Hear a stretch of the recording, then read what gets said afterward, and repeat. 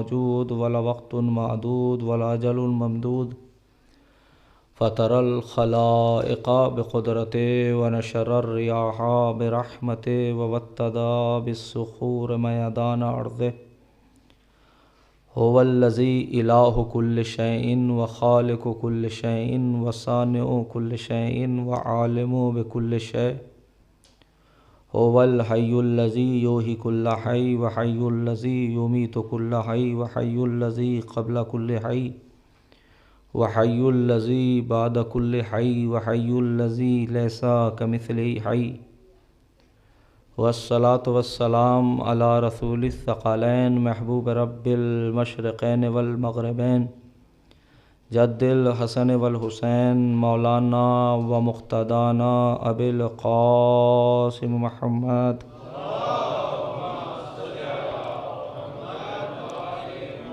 أما بعد فقد قال الله تعالى في كتابه الكريم وهو أصدق الصادقين وقوله الحق بسم الله الرحمن الرحيم سنريهم آياتنا في الآفاق وفي أنفسهم حتى يتبين لهم أنه الحق أولم يكفي بأن بربك أنه على كل شيء شهيد صلوات الشاطر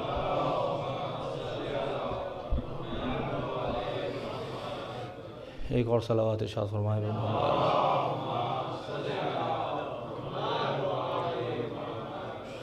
عزیزان محترم اور برادران ایمانی، دوستان عزیز اور بزرگان ملت،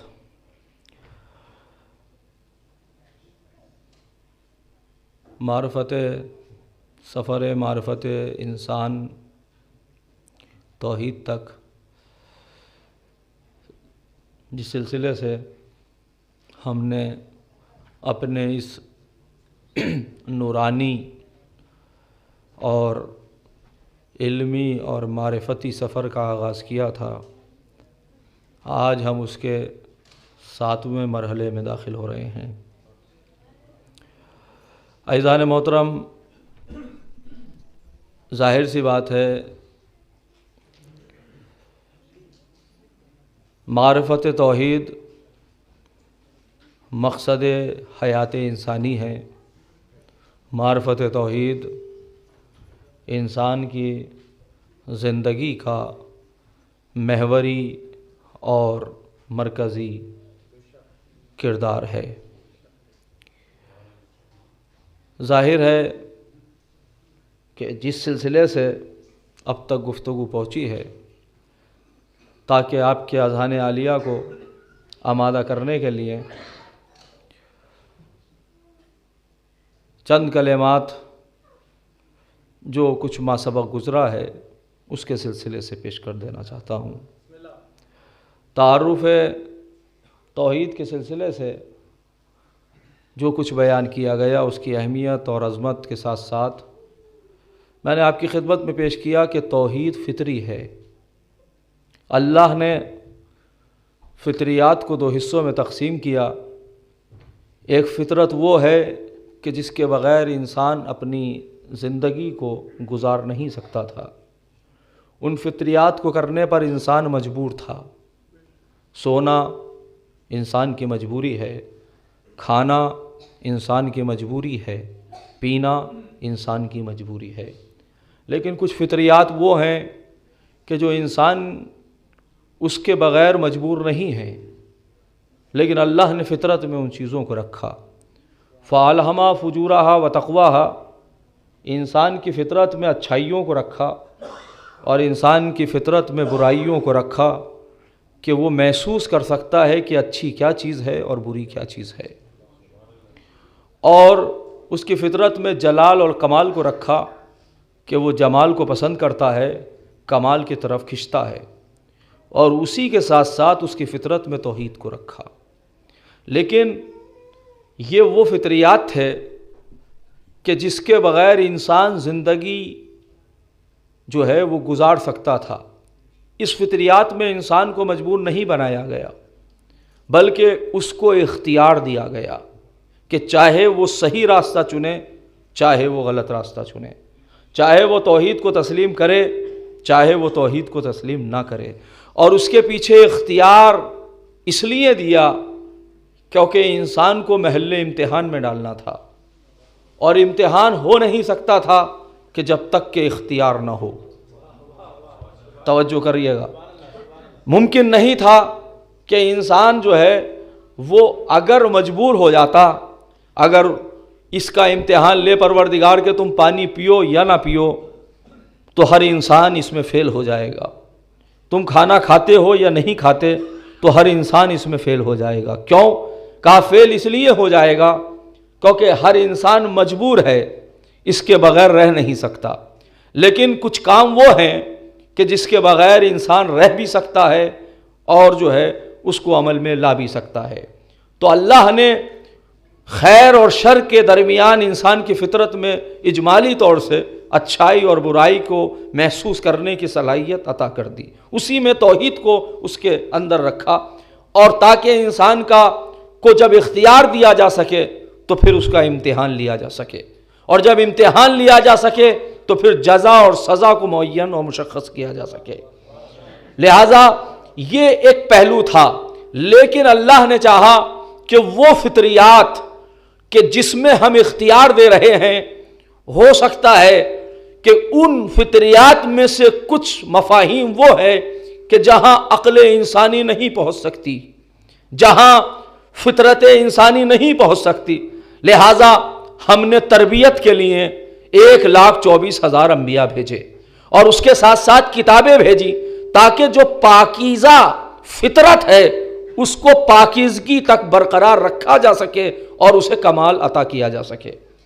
لہذا لیکن جہاں فطریات کو انسان مدھم کر دیتا ہے ذخائر دنیا میں آنے کے بعد، تو وہاں اللہ نے انسان کو عقل دی تاکہ، اور اسی میں انسان توحید کے سفر کو ادلہ عقلیہ کے ذریعے سے آگے بڑھتا ہے. اس انسان کو یقیناً دلیل کی ضرورت نہیں ہوتی کہ جو اپنی فطرت کو سالم رکھتا ہے، لیکن جہاں فطرت پہ مادیت کا غلاف چڑھا وہاں اسے دلائل عقلیہ کی ضرورت ہوتی ہے، دلائل فلسفیہ کی ضرورت ہوتی ہے، دلائل اخلاقیہ کی ضرورت ہوتی ہے، اور دوسرے دلائل کی ضرورت ہوتی ہے. تو اللہ نے کہا کہ یہ راستہ بھی طریقہ معرفت کا، یہ طرق معرفت ہم تمہیں بتا رہے ہیں. دیکھو ہم نے تمہاری فطرت میں توحید کو رکھ دیا، اور اس کے ساتھ ساتھ تمہیں عقل بھی دی کہ تاکہ اگر تم فطرت کو بیدار نہ کر سکو تو عقل کے سہارا لے کر اس کائنات کو دیکھ لینا. اس کائنات میں بہت ساری نشانیاں ہم نے تمہارے لیے رکھی ہیں، ہر ذرہ اس کے ثبوت وجود پروردگار کے لیے جو ہے وہ دلیل بن سکتا ہے. اور پھر اس کے بعد فرمایا کہ اگر تم اس کائنات کی طرف نہیں دیکھ سکتے تو خود اپنے نفس کی طرف دیکھ سکتے ہو، اپنے نفس کی طرف دیکھ سکتے ہو، کیونکہ تم بھی مخلوق خدا ہو تو اپنے آپ سے بھی توحید تک پہنچ سکتے ہو. تو یہ 3 راستے ہیں. یہ وہ سفر ہے کہ جو مخلوق سے خالق کی طرف ہے، یہ وہ سفر ہے جو کثرت سے وحدت کی طرف ہے، یہ وہ سفر ہے جو خلق سے حق کی طرف ہے. یہ پہلا سفر ہے انسان کا. تو ہر بندہ مومن کی یہ ذمہ داری ہے کہ وہ اس سفر کو طے کرے، اس سفر کو جو ہے وہ محسوس کرے. کثرت میں انسان اس کثرت میں وحدت کو تلاش کرے. غالباً امیر مینائی کا شعر ہے کہ وحدت میں بھی کثرت میں بھی وحدت کا نظارہ نظر آیا، کثرت میں بھی وحدت کا نظارہ نظر آیا، جس رنگ سے دیکھا تو وہ یکتا نظر آیا.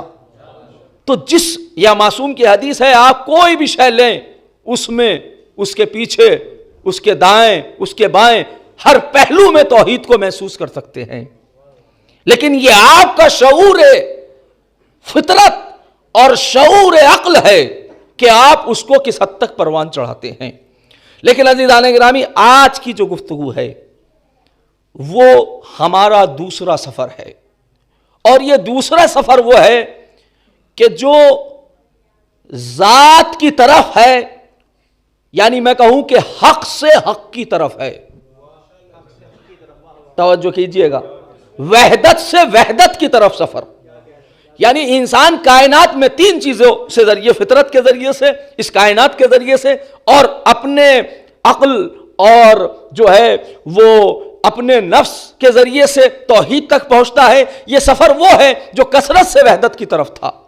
لیکن آج کا جو گفتگو ہے، اور ظاہر سی بات ہے آج کی وہ مجلس ہے کہ جس میں جو ہے وہ بقول علامہ طالب جوہری صاحب مجھے آپ کو بہت دور تک لے جانا ہے، ٹھیک ہے، میں اتنا دور تو نہیں لے جاؤں گا کہ جتنا دور وہ لے جاتے تھے، لیکن میں ایک حد تک آپ کو لے کر جانا ہے۔ اور ظاہر سی بات ہے آپ کی جو ہے وہ آمادگیاں رہنی چاہیے، کیونکہ آج کی جو مجلس ہے وہ آگے کی جو 3 مجلسیں ہیں تب اس کے سننے کا لطف ہے کہ جب آج کی مجلس جو ہے وہ ذہن و دل و دماغ میں اتر جائے۔ توجہ کیجئے گا، آج کی مجلس جو ہے وہ بہت غور سے، ایک لمحے کے لیے بھی آپ کی توجہات جو ہے بس اپنے اوپر تھوڑا سا صبر کر کے ضرور سنیے گا، تاکہ کبھی کبھی ہوتا ہے انسان کہ ذہن ادھر ادھر ہوا تو ذہن کو ادھر ادھر بھٹکنے نہ دیجیے گا۔ ایک باواز بلند صلوات ارشاد فرمائے بر محمد والے محمد۔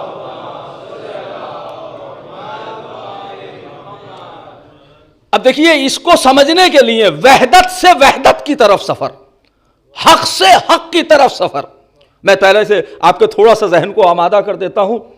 مدح مولا میں عبادت کا مزہ آتا ہے، توجہ کیجئے گا، میسم بھائی کو تو ماشاءاللہ شعر بہت یاد ہے۔ مدح مولا میں عبادت کا مزہ آتا ہے، شعر پڑھتا ہوں تلاوت کا مزہ آتا ہے۔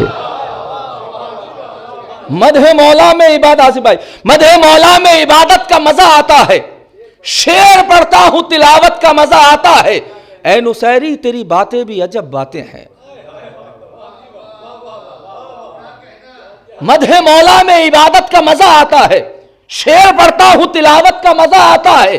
اے نصیری تیری باتیں بھی عجب باتیں ہیں، جھوٹ ہے پھر بھی حقیقت کا مزہ آتا ہے۔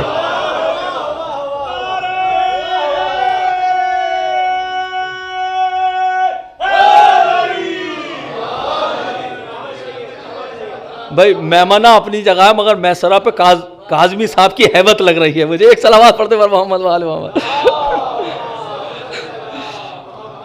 ہمارے کاظم بھائی کی جو ہے وہ حیبت میسرے پہ لگ رہی ہے، تو لہٰذا محسوس کریں کہ مدح مولا میں عبادت کا مزہ آتا ہے، شعر پڑھتا ہوں تلاوت کا مزہ آتا ہے۔ کاظم بھائی، اے نصیری تیری باتیں بھی عجب باتیں ہیں، جھوٹ ہے پھر بھی حقیقت کا مزہ، شعر بطور خاص دیکھیے گا، پھر بھی حقیقت کا مزہ۔ فرمان بھائی بطور خاص دیکھیے گا، میں تیری یاد میں جاگوں تو تہجد کا ثواب۔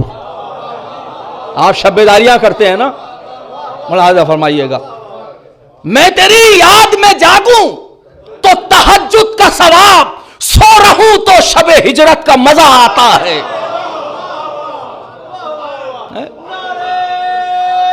مدبر دیکھیں،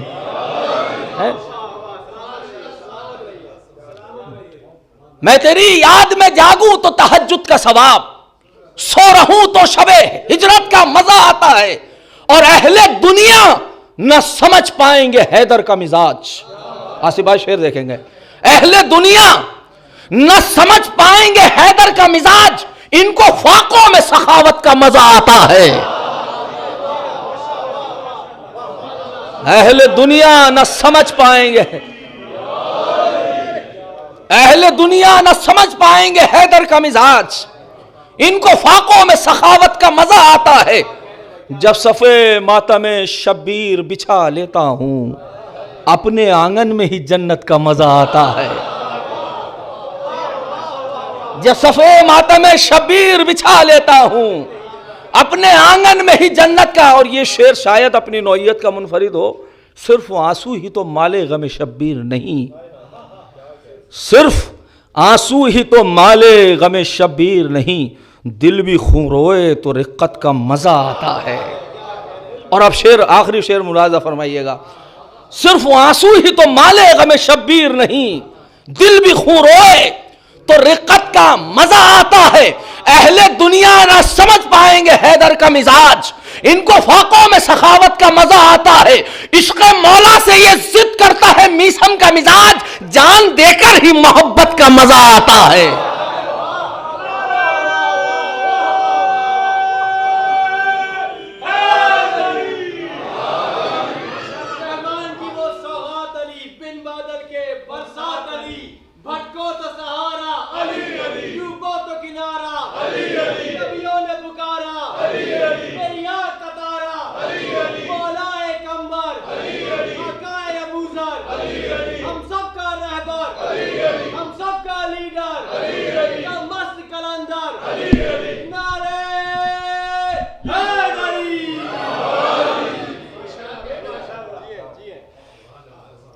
عشق مولا سے یہ ضد کرتا ہے میسم کا مزاج، جان دے کر ہی محبت کا مزہ آتا ہے۔ اب آپ ذرا محبت توحید کی طرف چلیے، اور یہ سفر جو سفر ہے اس کی سنگینی کو محسوس کیجئے۔ میں نے آپ کا خیال رکھا، آپ ذرا میرا خیال رکھیے گا، توجہ کیجئے گا۔ میں چاہتا ہوں کہ وہ مفاہیم جو میں دینا چاہتا ہوں وہ پہنچ جائیں، اس لیے کہ جو آگے کی 3 مجلسیں ہیں انشاءاللہ تو وہ آج کی اس مجلس کے اوپر ڈیپینڈ کرتی ہیں، تو لہٰذا وہ مفاہیم، اور اس سے پہلے ظاہر ہے کہ یہ 2 مقدمے آپ سمجھ لیجئے، توجہ کیجئے گا، میں آغاز کر رہا ہوں۔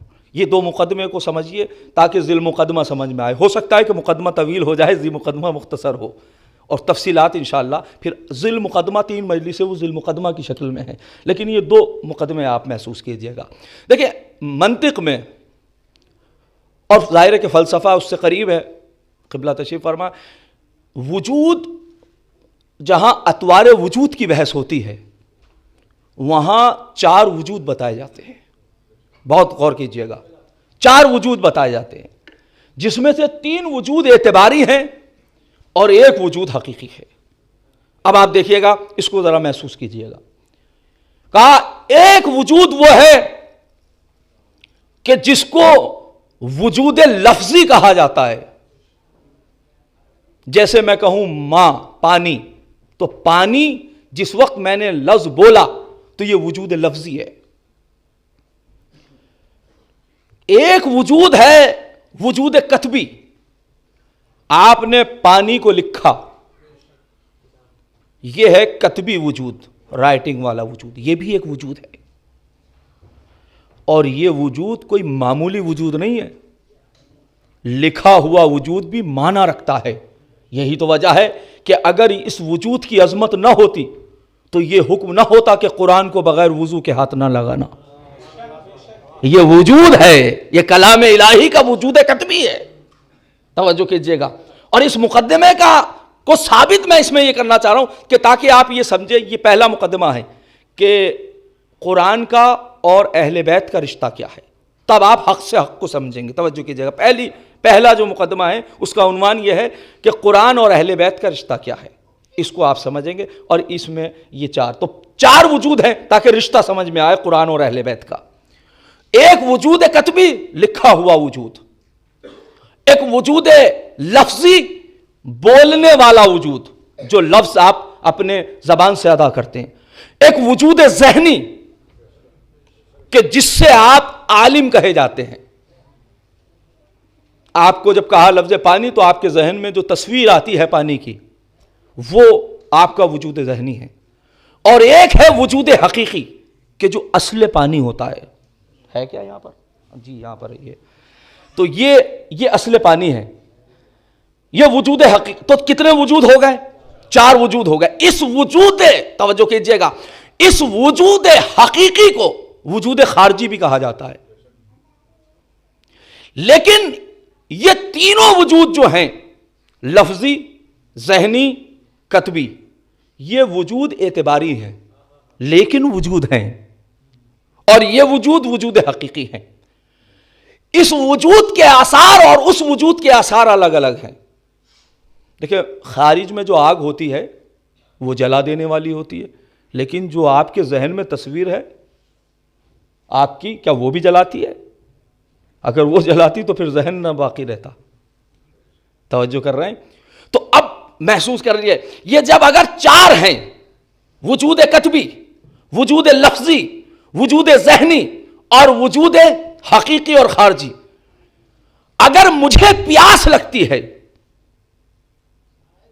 تو کیا وجود کتبی سے مسئلہ حل ہو جائے گا؟ آپ پانی سامنے لکھ دیجئے اور یہ اعلان رکھ دیجئے جس کو بھی پانی چاہیے اس کو دیکھ لے، تو کیا سیراب ہو جائے گا انسان؟ نہیں ہوگا، مگر وجود تو ہے۔ اگر وجود نہ ہوتا تو وہ لفظ پانی پڑھ کر ذہن میں سیب کیوں نہیں آیا؟ توجہ کیجئے گا، وہ لفظ پانی پڑھ کر ذہن میں سنترا کیوں نہیں آ گیا، یا کوئی اور شے کیوں نہیں آ گئی؟ تو وہ ایک وجود ہے لیکن اس سے سیرابی نہیں ہو سکتی۔ اب ایک دوسرا وجود مجھے پیاس لگی یا آپ کو پیاس لگی، آپ پانی پانی کہتے رہیں، اتنا پانی کہیے کہ خود پانی پانی ہو جائیے، متعرق ہو جائیں، پسینے میں شرابور ہو جائیں، تو کیا تشنگی ختم ہو جائے گی؟ اور بڑھ جائے گی۔ تو پتہ یہ چلا کہ وجود تو ہے، اس لیے کہ جب میں لفظ پانی کہہ رہا ہوں تو آپ جو ہے وہ پہاڑ کیوں نہیں سمجھ رہے، ہے نا؟ تو یہ بھی ایک وجود ہے۔ تو اس کا مطلب یہ ہے کہ لیکن اس وجود سے بھی سیرابی نہیں ہو سکتی۔ اچھا، تیسرا وجود وجود ذہنی ہے۔ آپ اپنے ذہن میں جو ہے وہ پانی کی تصویر کر لیجئے، تو کیا آپ سیراب ہو جائیں گے؟ نہیں، تشنگی اور بڑھ جائے گی۔ آپ لوگ تو مجھے دیکھ ہی چکے ہیں، کل سے سب لوگ بیٹھ جائیے گا اور یہ ذہن میں سوچیے گا مولانا فیضان مجلس پڑھ رہے ہیں اور میں نہ بیٹھوں، تو کیا مجلس کے تقاضے پورے ہو جائیں گے؟ نہیں ہوں گے نا۔ تو اس کا مطلب یہ ہے کہ وجود ذہنی کا ایک اپنا وجود ہے، وجود کتبی کا ایک اپنا وجود ہے، وجود لفظی کا ایک اپنا وجود ہے، لیکن جب تک وجود حقیقی نہ آ جائے، جب تک تشنگی کے تقاضوں کو پورا نہیں کیا جا سکتا۔ اب یہ جو کلام الہی ہے نا، دیکھیں قرآن اور اہل بیت کا رشتہ محسوس کیجئے گا، یہ جو قرآن ہمارے سامنے ہے یہ کلام الہی ہے جو لفظوں میں ہے، یہ کلام الہی ہے جو لفظوں میں ہے، اور یہ جو قراء اور حافظان قرآن تلاوت کرتے ہیں نا، یہ ہے وجود لفظی قرآن کا، اور یہ جو حافظین اپنے ذہنوں میں قرآن رکھتے ہیں یہ ہے وجود ذہنی قرآن کا۔ مجھے تلاش ہے وجود حقیقی کی۔ بھائی عزیز توجہ کیجئے گا، میں کیا عرض کر رہا ہوں، مجھے تلاش، تو محسوس کیجئے گا ذہنوں میں قرآن، رحلوں پہ قرآن، زبانوں پہ قرآن، لیکن قرآن کے تقاضے پورے نہیں ہوں گے جب تک کہ قرآن حقیقی اہل بیت سے ملاقات نہ ہو جائے۔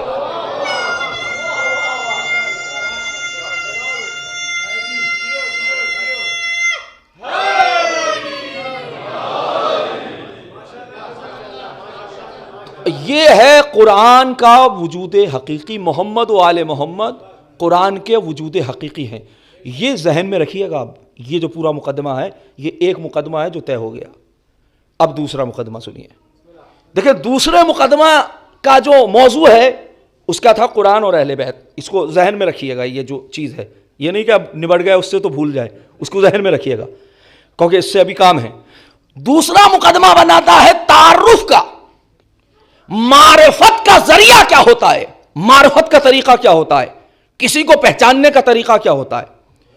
دیکھیں ایک ہوتا ہے حاضر، جو انسان حاضر ہے، اور ایک ہے کہ جو غائب ہے۔ دونوں کے تعارف اور پہچاننے کا ذریعہ الگ الگ ہوتا ہے۔ سنیے گا، بہت غور سے سنیے گا۔ اگر آصف بھائی مجھے اجازت دیں تو میں آصف بھائی کے جو ہے وہ نام کو استعمال کر لیتا ہوں۔ دیکھیں اگر کوئی اس پورے مجمع میں کوئی انسان ایسا ہو کہ جو آصف بھائی کو نہ جانتا ہو، فرض کیجئے، ویسے تو سبھی جانتے ہیں، تو اگر میں تعارف کراؤں اس انسان کو کہ بھائی ان کے بارے میں، تو پھر کیا طریقہ ہوتا ہے؟ ارے سرکار آپ ان کو جانتے ہیں، ان کا نام جناب آصف صاحب ہے اور بڑے ہی اچھے مرثیہ خوان ہیں، استاد ہیں، یہی طریقہ ہے نا؟ ان میں تین چیزوں کا استعمال ہوا، بہت غور کیجئے گا۔ یہ جو صاحب ہیں، یہ جو یہ ہے نا، یہ جو کہا یہ ہے ذات، اور یہ جو کہا کہ نام آصف یہ ہے اسم، اور یہ جو کہا کہ بڑے اچھے مرثیہ خوان ہیں یہ ہے صفت۔ تو یہاں تین چیزیں ہیں، توجہ کیجئے گا۔ ابھی تک جو ہمارا سفر تھا وہ سفر متعلقات میں تھا، جیسے کہ آصف بھائی کا بستہ یہاں مل جائے، اور بستہ دیکھ کے ہم کہیں کہ کوئی مرثیہ خان ہے.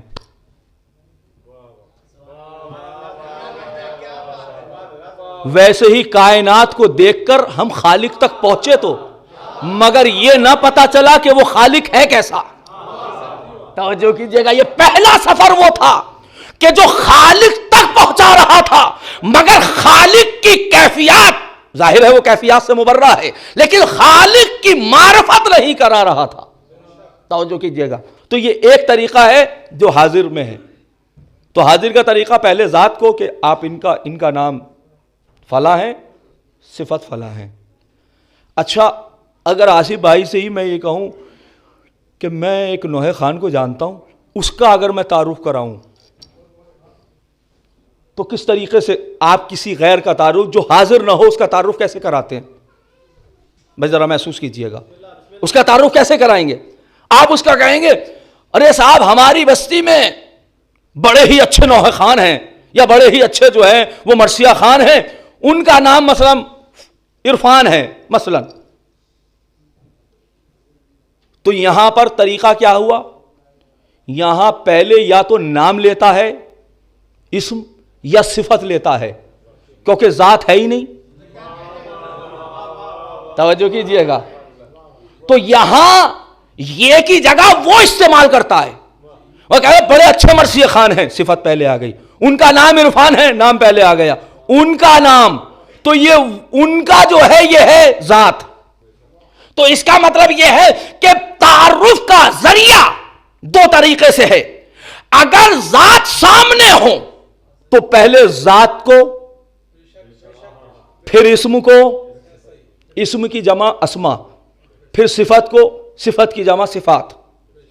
اور اگر ذات حاضر نہ ہو تو یا کبھی پہلے اسم یا کبھی پہلے صفت اور پھر اس کی طرف اشارہ ذات کی طرف.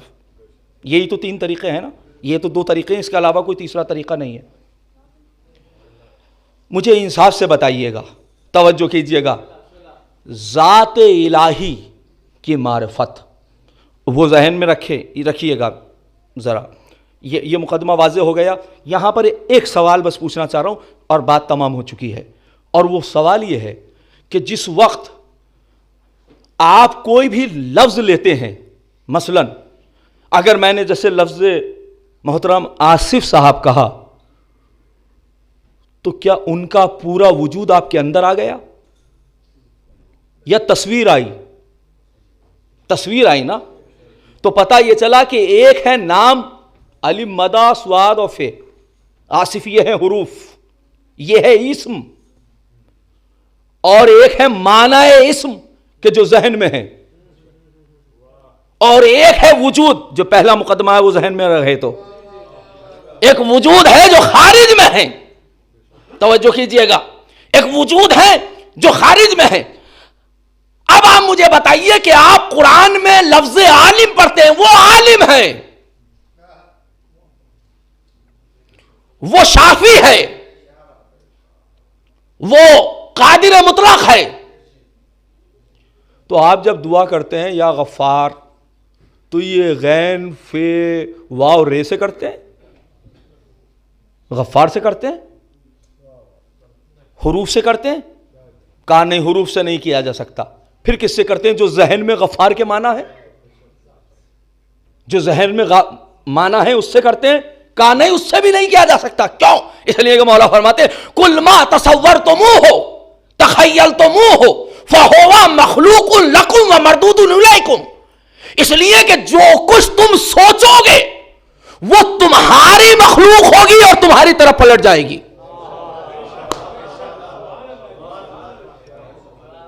تو پھر کس سے مانگتے ہیں ہم دعا؟ تو جب ہم کہتے ہیں یا غفار تو خارج میں جو ذات ہے، ذہن میں تو تصور جو ہے اس سے نہیں مانگ سکتے، اس لیے کہ وہ تو ہماری مخلوق ہے. ہم تو خالق سے مانگ رہے ہیں، اور جو ذہن میں بنائی ہے وہ ہم نے بنائی ہے. تو ذہن میں تصویر نہیں بن سکتی. تو اب خارج کا جو مسئلہ ہے، جو خارج کا وجود ہے، اس سے مانگا جاتا ہے.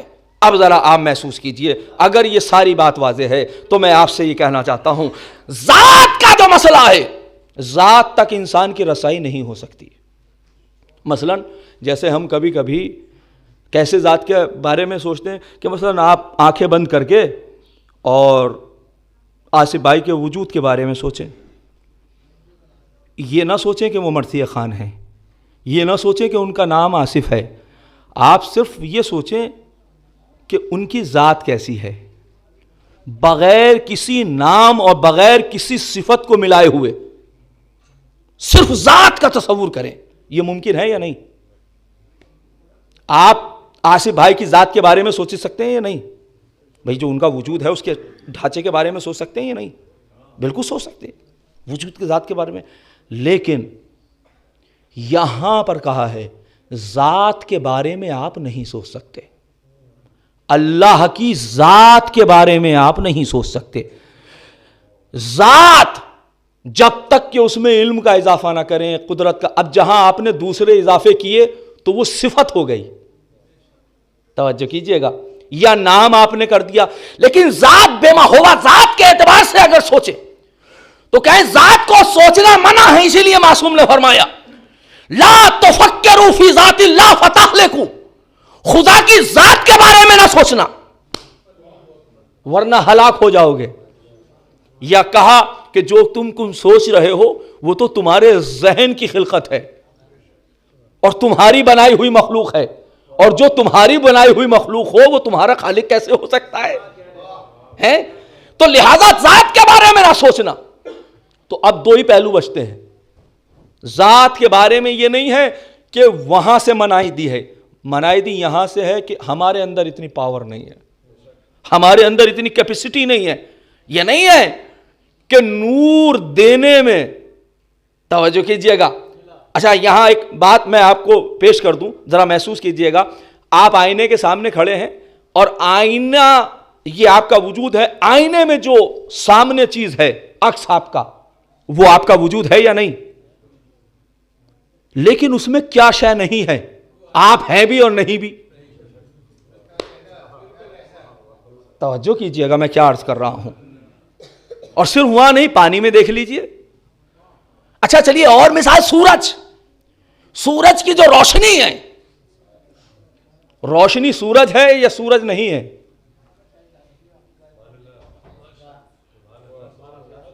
بھائی آپ یہی تو کہیں گے یہ سورج بھی نہیں ہے اور سورج سے جدا بھی نہیں ہے.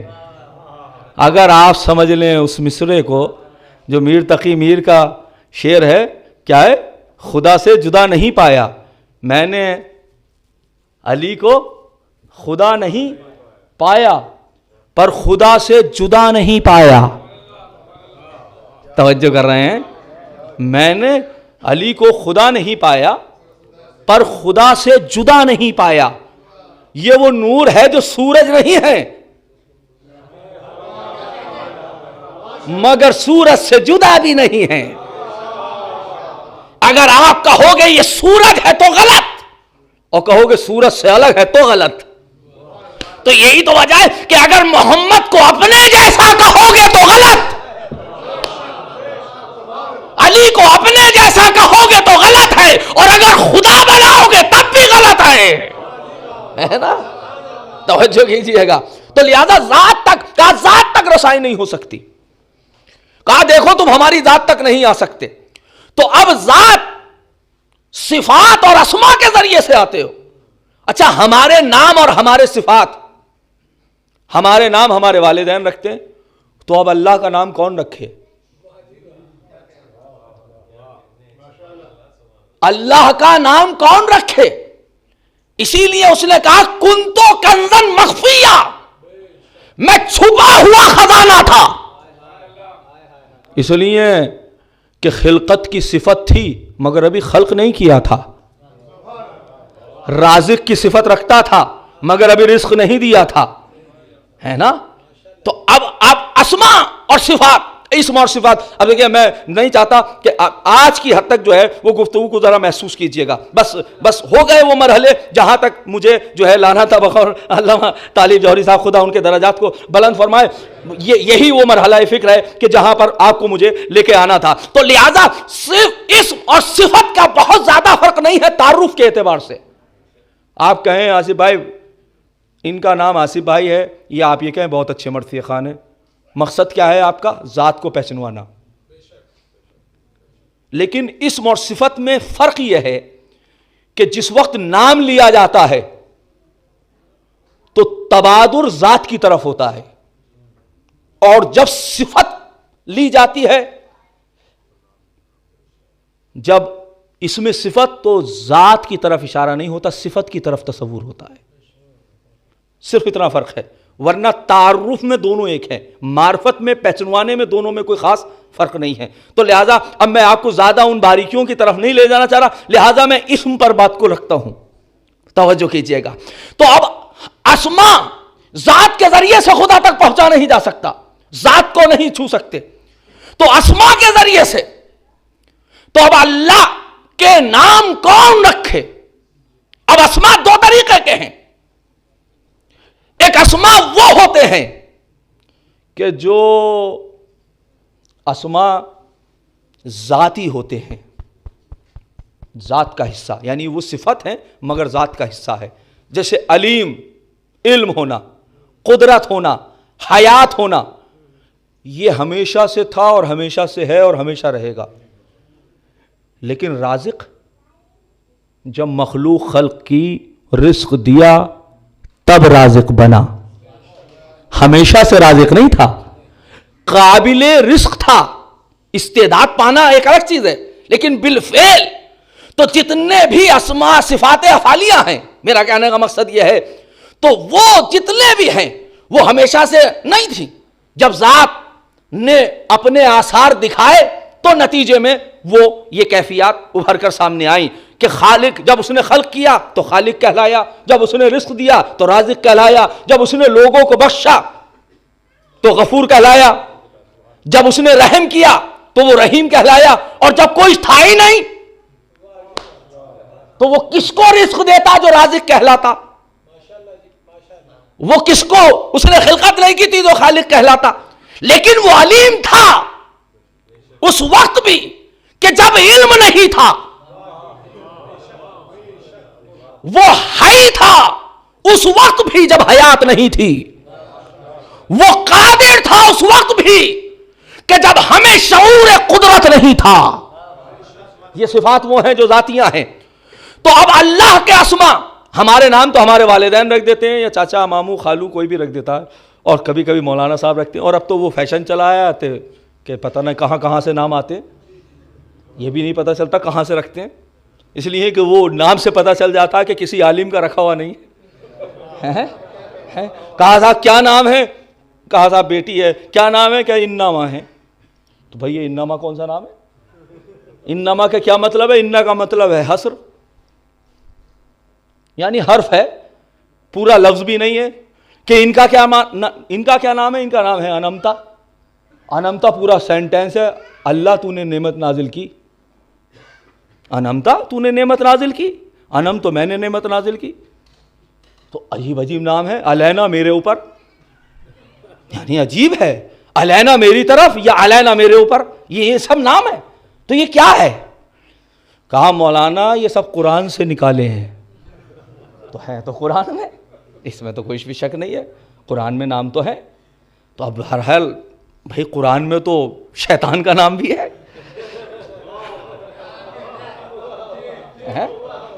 ابو لہب کا نام بھی ہے. یہ تو اللہ کا لاکھ لاکھ شکر ہے کہ وہ نام نہیں نکلا حمالۃ الحطب والا. تو اگر یہ نکل جاتا تو وہ مصیبت ہو جاتی کہ یہ قرآن میں. تو لہٰذا ناموں میں سنگینی لی. اس لیے معصومین کی حدیثیں بہت ہیں کہ تم اپنے ناموں کو صحیح سے رکھو، اس لیے کہ وہ نام کہ جو نام تمہارے لیے رکھا گیا ہے اس نام سے تمہیں روز جزا پکارا جائے گا. کتنا بھی بڑا ڈاکٹر ہو، کتنا بڑا عالم ہو، کتنا بڑا مفتی ہو، کتنا بڑا خطیب ہو، کتنا بڑا ہو، لیکن جب کہا جاتا ہے اسما افہم تو پھر وہ نام ہی لیا جاتا ہے جو والدین نے رکھا تھا. سن اور سمجھ، فلا ابن فلا ہے. تو یہ نام وہ ہے کہ جو قبر تک جاتا ہے، اور یہ نام وہ ہے جو قبر سے محشر تک جائے گا. تو جس نام کو یہاں بتانے میں شرم آئے تو پھر قبر میں اور حشر میں کیا حشر ہوگا. ایک صلوات پڑھے مر محمد و آل محمد. توجہ کر رہے ہیں؟ تو لہذا تو نام ہم رکھتے ہیں لیکن اسماء اللہ، اللہ کے نام اب ذرا محسوس کیجئے گا اور وہ مقدمہ یاد رکھیے گا کہ یہ جو قرآن ہے یہ وجود لفظی ہے، محمد و آل محمد وجود حقیقی اور خارجی ہے قرآن کا. اب یہ مقدمہ ذہن میں رکھیے گا. تو اللہ کے اسماء، کہا صاحب اللہ کے اسماء کتنے ہیں؟ تو روایات اہل سنت اور ہماری دونوں کی روایتیں ہیں کہ اللہ کے جو ہے وہ 99 نام ہے. اچھا تعجب یہ ہے کہ ان کے یہاں بھی 99 ہیں کہ جو قرآن کو کافی سمجھتے ہیں، جبکہ قرآن 127 بتاتا ہے. قرآن میں آپ اگر اسماء کا مطالعہ فرمائیں تو تمام جو ہے مفسرین نے لکھا ہے کہ جو اللہ کے اسماء ہے قرآن مجید میں وہ 127 ہیں. تو میں نے کہا کم سے کم توحید کے مرحلے پہ ہی قرآن سمجھ لیتے ہیں. وہاں تک تو تمہاری سمجھ میں نہیں آئے گا مگر کم سے کم توحید کو تو قرآن سے سمجھ لو. لیکن یہ کیسے ممکن ہے کہ توحید کو قرآن سے سمجھا جائے جب تک کہ باب توحید تک نہ آیا جائے؟ جیسے کلام اگر یہ لفظ محسوس کیا آپ نے تو بہرحال تو اب اللہ کے نام کس نے رکھے؟ کہاں 99 نام ہیں، قرآن نے 127 نام بیان کیے اور جوشن کبیر میں 1000 اور اصول کافی میں 4000 چھٹے امام کی روایت ہے. اور ایک روایت ہے کہ ایسا نہیں کیا جا سکتا، شمار نہیں کیا جا سکتا. اچھا دیکھیں وہ اسماء، وہ صفات اور وہ اسماء کہ جو سارے صفات اللہ کے لامحدود، سارے صفات لامحدود نہیں ہیں. یہ عجیب بات کہہ رہا ہوں میں، سارے صفات لامحدود نہیں ہیں. اس لیے کہ دیکھیں ایک ہے رحیم، ایک ہے قہار، ایک دوسرے سے متضاد ہے. اگر رحیم لامحدود ہو تو قہار کی جگہ نہ بچے. توجہ کر رہا ہے؟ اس کی جگہ نہ بچے. تو جتنے بھی متضاد ہیں، متضاد صفات ہیں، وہ لامحدود نہیں ہیں. لامحدود وہی ہیں جو ذاتی ہیں. ابھی آئے گی بات کیونکہ اب ذرا اس کو ذرا محسوس کیجئے گا. میں یہ کہہ رہا ہوں کہ اللہ کے نام اللہ نے قرآن مجید میں 127 نام رکھے. پروردگار ایک نام ہم بھی رکھنا چاہتے ہیں تیرا، تیری عبادت کرتے ہیں، تجھے خدا مانتے ہیں، تو خدا ہے، تو ہمارا خالق ہے. اتنے نام تو نے اپنے رکھے ہیں قرآن مجید میں، تو ایک نام ہماری طرف سے بھی ہو جائے تو کیا کسی کو ہمت ہے کہ جو اللہ کا نام رکھے؟ کہا نہیں. اب یہ متفق علیہ ہے کہ اسماء الالہیہ توقیفیہ ہیں. توقیفیہ کا مطلب یہ ہے کہ اپنی طرف سے نہ کم کر سکتے ہیں اور نہ اپنی طرف سے بڑھا سکتے ہیں. میں نے کہا سبحان اللہ. مقام لفظی میں جب آئے آپ اللہ کی طرف سے اسم الہیہ جو لفظی ہے وہ نہیں بڑھا سکتے.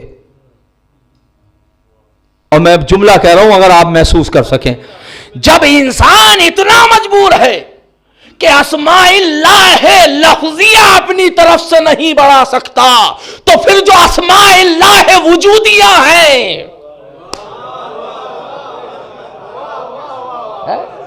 ان کو اپنی طرف سے کیسے بڑھا سکتا ہے؟ اس لیے کہ وہ 14 اسماء اللہ نوریہ ہیں، وہ اسماء اللہ وجودیہ ہیں. تو جب لفظوں میں تمہیں یہ اختیار نہیں ہے کہ اس کا نام رکھو تو اس کی صفت وجودی میں کیسے تمہیں حق ہے کہ کسی کو اپنی طرف سے بڑھاؤ؟ یہ ممکن نہیں ہے. یہ ذات اور یہ وجودیہ ہیں. بس عزیزو اب کل میں انشاءاللہ گفتگو پیش کروں گا کہ اگر اسماء اللہ، اب یہ ساری مجلسیں جو آنے والی مجلسیں ہیں وہ اسی پر ہیں کہ اگر ہمیں اللہ کے اسماء 127 نام ہیں اور اسماء کے ذریعے سے ذات تک پہنچنا چاہتے ہیں، اس لیے کہ معرفت کا ذریعہ ہے، اور دوسرے اسماء اللہ وجودیاں ہیں کہ جو ذات تک پہنچاتے ہیں لیکن دونوں میں فرق ہے. غور کیجئے گا, اسماء اللہ لفظیہ جو ہیں جو قرآن میں ہیں 127, اور جو اسماء اللہ وجودیہ ہیں وہ ہیں 14. جو وجودیہ ہیں, اسماء اللہ لفظیہ جو ہیں وہ صرف آپ کو ارادۃ الطریق راستہ دکھا سکتے ہیں, راستے پر منزل پہ پہنچا نہیں سکتے. توجہ کر رہے ہیں؟ دیکھیں دو طریقے کے رہنما ہوتے ہیں. ایک وہ ہے, میں نے کہا بھائی کاظم بھائی ذرا ایک تو کیفیت یہ ہوتی ہے بھائی ذرا آپ ان کا شجاع بھائی کا ذرا ایڈریس بتا دیجئے. کاظم بھائی نے مجھے بتا دیا, اب میں ادھر ادھر سے جاتا ہوا, امکان ہے بھٹکنے کا یا نہیں؟ بالکل ہے. اچھا نیویگیشن کے ذریعے سے آج کل لوگ منزل پہ پہنچ جاتے ہیں. اچھا لندن کیا, اب تو سبھی جگہ میں کچھ ایسے ڈرائیور ہیں کہ جو ایک ایک قدم بھی جو ہے وہ بغیر اس کے نہیں بڑھانا چاہتے, اور باخدا اگر نہ جانے کتنے ایسے ڈرائیورس ہیں کہ اگر ان سے نیویگیشن لے لی جائے نا تو اپنے گھر نہیں پہنچ پائیں گے. ایسا ہے یا نہیں ہے؟ ایسا ہے یا نہیں ہے؟ نہیں پہنچ پائیں گے. کیوں؟ جبکہ راستہ دیکھا ہوا ہے. توجہ کیجئے گا میں کیا عرض کرنا چاہ رہا ہوں. بار بار آئے ہیں, بار بار دیکھتے ہیں, لیکن جہاں نیویگیشن کو لے لیا گیا تو اب وہاں گھر پہ بھی نہیں جا پا رہے. تو میں نے کہا ایڈریس تو موجود ہے. تو دو طریقے کے ہیں, ایڈریس منزل کو دکھاتا ہے, منزل پہ پہنچاتا نہیں. تو جو منزل کو دکھائے اسے ایڈریس کہتے ہیں, اور جو منزل پہ پہنچائے اسے آدمی کہتے ہیں یا نیویگیشن کہتے ہیں. آپ کچھ بھی نام دے لیجئے. تو بس اب یاد رکھنا ہے میرا یہ جملہ. تو اگر کوئی ذات, تو یہ جتنے بھی اسماء الہیہ ہیں یہ صرف منزل کو دکھا سکتے ہیں, ذات کو دکھا سکتے ہیں. عالم کیا ہے اس کو دکھا سکتے ہیں, قادر کیا ہے اسے دکھا سکتے ہیں, حی کیا ہے اسے دکھا سکتے ہیں, مگر منزل پہ لے جا نہیں سکتے. منزل پہ وہی لے جا سکتے ہیں جو منبر پہ یہ کہے جو چاہے وہ پوچھو.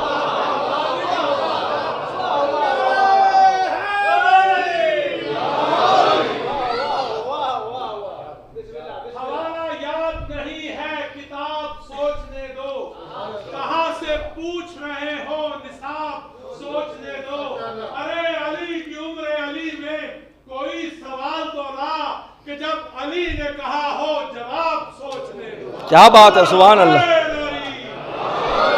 اب دیکھیے یہ بات 5 منٹ ان کے شعر نے میرے بڑھا دیے. ایک صلوات پڑھ دے اور محمد و آل محمد. تو یہ سوال بھی کیا گیا تھا کہ علی سوچتے نہیں, سوچے وہ کہ جس کا علم محدود ہو. توجہ کیجئے گا میں کیا عرض کر رہا ہوں. اس لیے کہ یہ منزل تک لے جانے والے ہیں, منزل کو دکھانے والے نہیں. صرف دکھانا تو اسما کے لفظیہ کے ذریعے سے ہے, یہ منزل کو پہنچانے والے ہیں.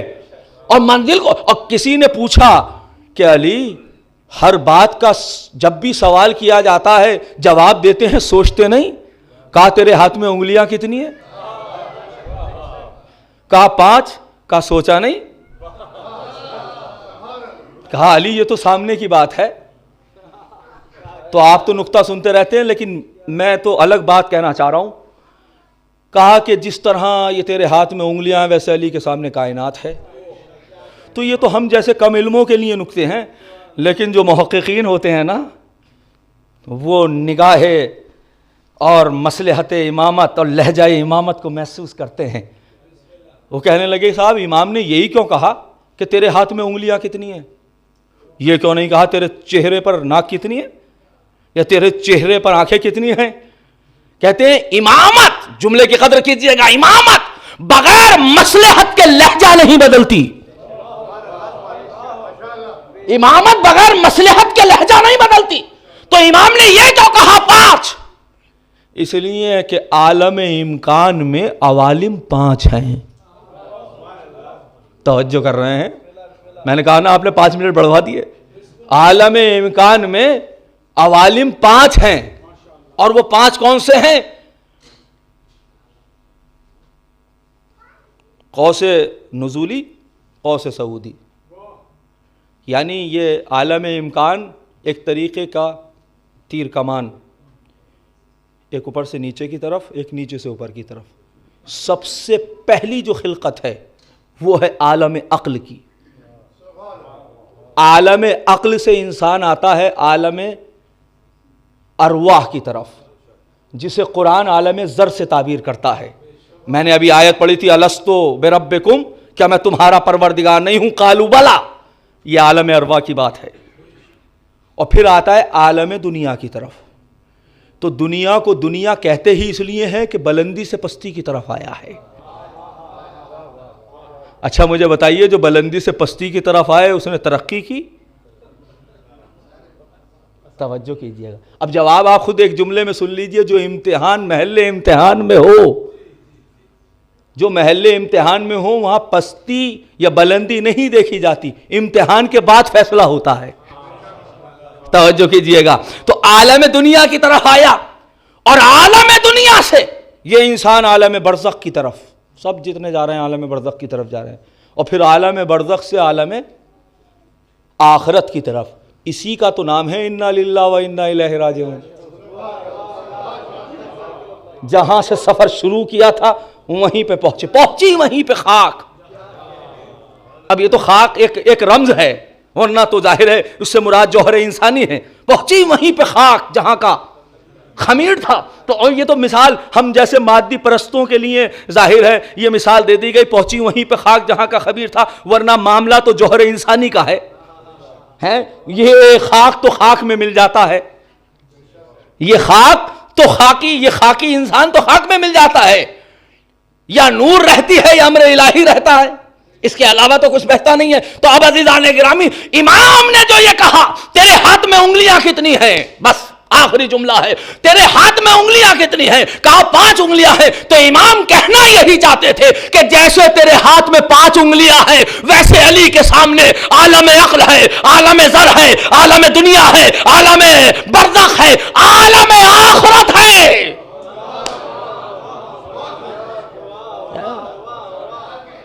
اس لیے جیسے تیرے ہاتھ میں 5 انگلیاں ہیں، ویسے علی کے سامنے یہ 5 عوالم ہیں.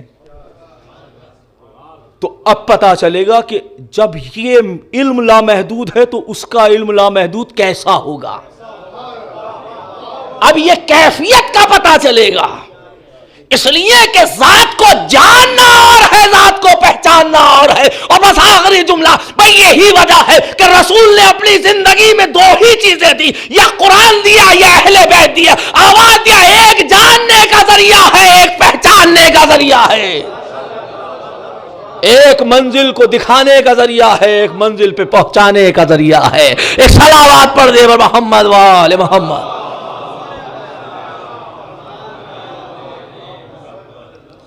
سجدوں سے کھینچتا ہے جو مسجود کی طرف. یہ کس کا سجدہ ہے کہ جو مسجود اور خالق کی طرف کھینچ رہا ہے؟ یہ وہی کھینچ سکتا ہے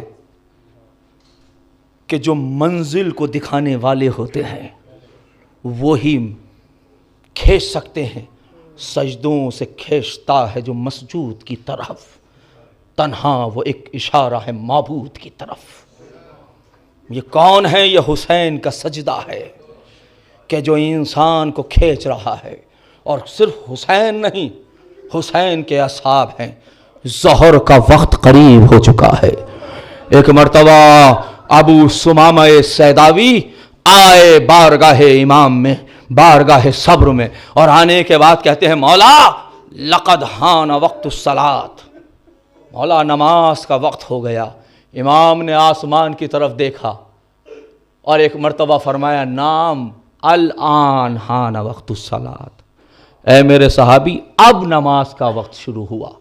لقد جعلک اللہ من المصلین الذاکرین، اللہ تمہیں نماز گزاروں میں شمار فرمائے. بعض ذاکرین اس کا غلط ترجمہ کرتے ہیں کہ اللہ تمہیں نماز یاد دلانے والوں میں سے. امامت کو کون نماز یاد دلائے گا؟ جعلک اللہ من المصلین الذاکرین، اللہ تمہیں نماز گزاروں میں شمار فرمائے۔ عزیزو، ظاہر ہے وقت بہت کم بچا ہے، میں تفصیلی مسائل نہیں پڑھ سکتا، ورنہ ظاہر ہے یہ ابو ثمامہ السیداوی کی نظر تھی کہ جو نگاہیں آسمان کی طرف بلند کر کے وقت نماز کو معین کر دیا۔ ورنہ سب سے زیادہ سخت ہے کہ انسان اس عصر میں بھی کہ جہاں انسان ترقی پا چکا ہے، وہاں پر بھی انسان کے لیے ظہر کی نماز کا اول وقت معین صرف آسمان کو دیکھ کر دینا یہ آسان نہیں تھا۔ یہ وہی کہہ سکتے ہیں کہ جو توحید کی معرفت رکھتے ہیں۔ بس ایک مرتبہ جیسے ہی کہا تو آواز دی، ان سے کہو کہ اتنے لمحوں کے لیے جنگ کو روک دیں تاکہ ہم نماز کو پڑھ سکیں۔ بس ایک مرتبہ گئے اور جانے کے بعد کہا حسین چاہتے یہ ہیں کہ جنگ کو روک دیا جائے تاکہ نماز کو پڑھ لیا جائے۔ آواز دی حسین سے کہو کہ حسین تمہاری کوئی نماز قبول نہیں ہوگی۔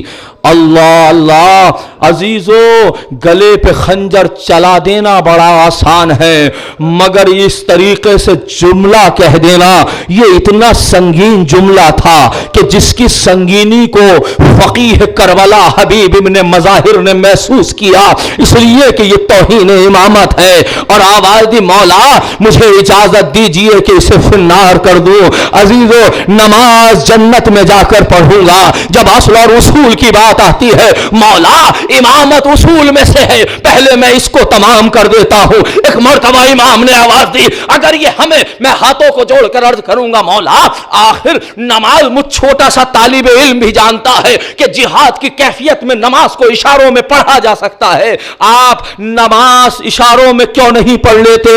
نماز خوف قضا کیوں نہیں کر لیتے؟ عجب نہیں کہ حسین آواز دے اگر ہمارا مقابلہ ان سے ہوتا جو کلمہ گو نہیں ہے تو پھر ہم نماز کا کبھی مطالبہ وقت کا نہ کرتے۔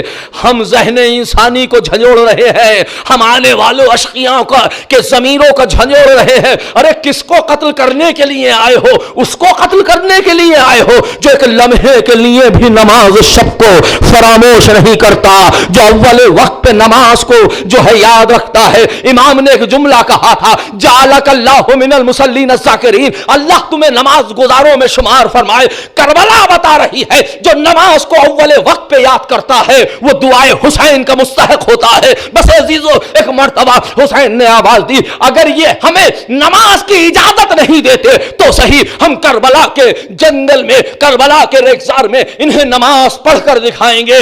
عباس میرے قریب آؤ، علی اکبر میرے قریب آؤ، اور محمد میرے قریب آؤ، قاسم صفوں کو بچھاؤ، عباس صفوں کو بچھاؤ۔ لیجئے آگے سعید کھڑے ہو گئے، سعید تم آگے کھڑے ہو جاؤ، زہیر تم میمنہ کی طرف کھڑے ہو جاؤ۔ آقا آپ نماز کو مکمل کیجئے، ہم تیروں کو روک رہے ہیں۔ بس عزیزو ایک مرتبہ یہ جماعت ہو رہی ہے۔ عزیزو مجھے انصاف سے بتائیے مسئلہ شرعی یہ ہے نا کہ اگر انسان کو جان کا خوف ہو تو وہاں پر نماز کو توڑ دیا جاتا ہے اور جماعت کرنا مستحب ہے۔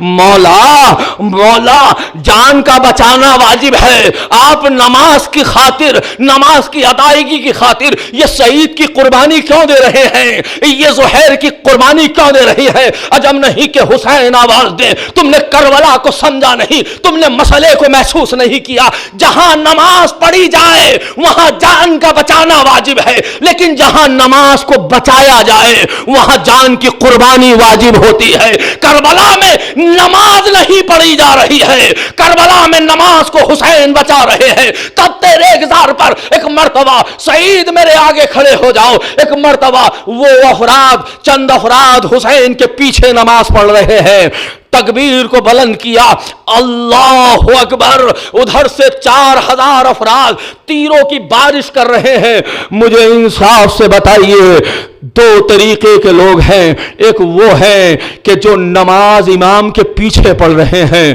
دو وہ ہیں جو امامت کو بچا رہے ہیں اور نماز کو قائم کرا رہے ہیں۔ میں نہیں کہہ سکتا کس کی جرات ہے جو یہ کہے کہ سعید نے اشاروں میں نماز نہ پڑھی ہو؟ کون کہہ سکتا ہے کہ زہیر نے اشاروں میں نماز نہ پڑھی ہو؟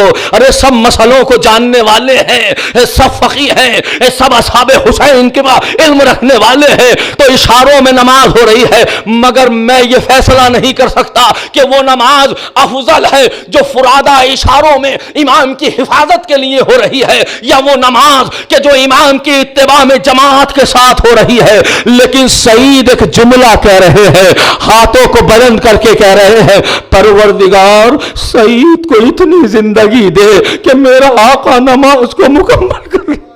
بس عزیزو ختم کر رہا ہوں مجلس، آقا پروردگار مجھے اتنی زندگی دے جو میرا آقا نماز کو مکمل کر لے۔ ادھر سے تیر چلا، سعید نے ایک تیر جو ہے وہ تیر آیا، کوئی تیر ہاتھوں پہ لیے، کوئی تیر سینے پہ لیے۔ عزیزو تلوار میدان کارزار میں تلوار چلانا، غازی یا مظلوم بن جانا الگ بات ہے، لیکن تیروں کو اپنے اوپر لے لینا یہ بڑی دشوار گزار منزل ہے۔ کون کہہ سکتا ہے جب سعید نے سینے پر تیر لیے تو اشارے میں قیام نہ کر لیا ہو؟ کون کہہ سکتا ہے جب پیشانی پر تیر لگا تو اشارے میں رکوع نہ کر لیا ہو؟ کون کہہ سکتا ہے کہ سعید نے اشاروں میں سجدہ نہ کیا ہو؟ مگر تاریخ بتاتی ہے 17 تیر سعید کے جسم میں پیوست ہو گئے۔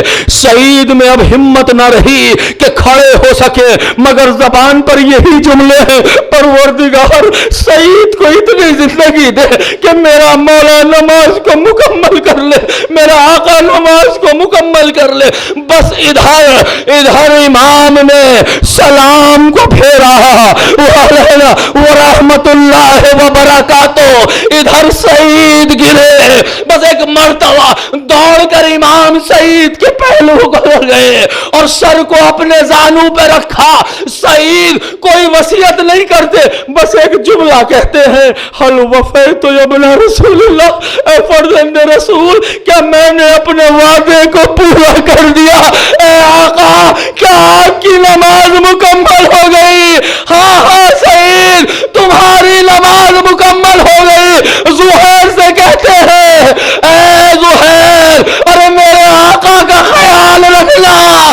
سعید میں کہوں گا یہ ظہر کی نماز ہے، عباس موجود ہے، سعید موجود ہے، زہیر موجود ہے، لیکن جب عصر کا وقت ہوا، شبر کا خنجر ہے، منادی کی ندا، الا قتل الحسین بکربلا، الا ذبح الحسین بکربلا، انا